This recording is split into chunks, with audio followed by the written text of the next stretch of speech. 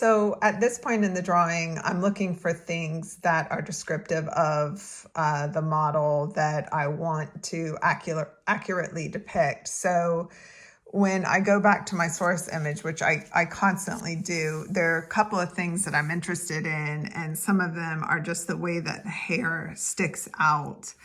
The reason I'm interested in that is because this is an image of a boy that has just turned into a teenager. And so the image looks like he's, becoming a man, but there's still aspects like in the hair that show me that, the caricature of the character of the person is still young.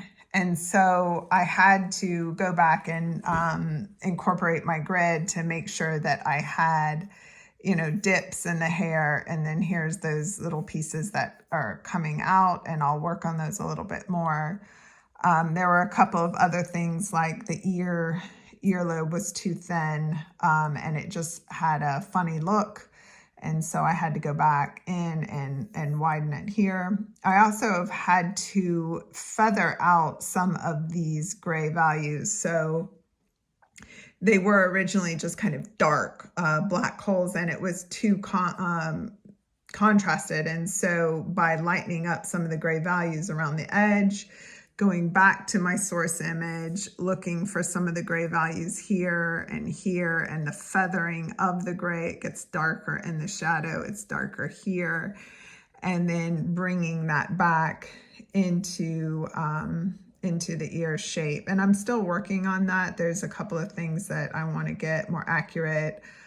For example, if you look here, this looks a little thin, whereas if you look here, this is much thicker. And so I have to figure out what I'm missing. And I think it is just a subtle little line down here and a highlight. So when you start getting into the detail of things, you have to really start to scrutinize what it is that you're looking at and what it is that you're missing. It's kind of like putting puzzle pieces together, only the puzzle pieces are different gray values. So another thing was I really wanted the sharp edge here. And I wanted this kind of hollow here. And so I had to go back and find that sharp edge, and even just kind of the line, trying to mimic that into the drawing just takes time and the energy to try to be accurate. Let's see. The lips also were a challenge at first. I didn't recognize the angles that was happening. I had the lips more like this, and I knew something was wrong, and I just couldn't find what was wrong. I have my grid, but the grid wasn't quite small enough to see. So I went back and I just really searched for angles. You think that the face would be like this, but everything, including the nose, including the eye, the chin, everything is at that angle. And so I had to check, and this could even be more tilted. So those are other things for you to look at.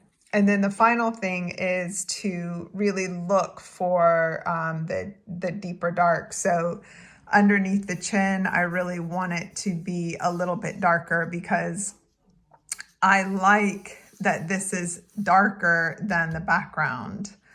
And so I really want to emphasize that shadow. And so that's what I'm doing right now. And when I get tired of that, I'll go back into here and work on the ear a little bit more.